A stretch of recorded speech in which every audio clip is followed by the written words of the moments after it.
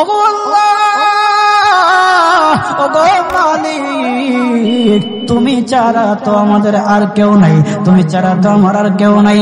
আল্লাহ গো, তুমি যদি মাফ না করো কে আমাকে মাফ করবে?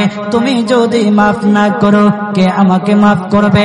তুমি যদি আমাকে মাফ করো তাহলে তোমার কোনো দিকে কমবে না, তুমি যদি আমাকে মাফ না করো তোমার কোনো দিকে বাড়বে না।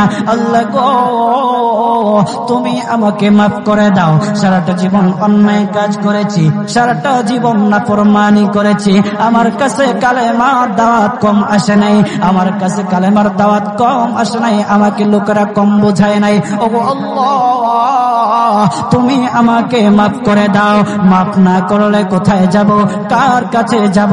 বাবা যখন মারে তখন মার কাছে আশ্রয় নেওয়া যায়, মা যখন প্রহার করে তখন বাবার কাছে আশ্রয় নেওয়া যায়, বাবা মা যখন প্রহার করে তখন দুনিয়ার কারো না কারো কাছে আশ্রয় নেওয়া যায়।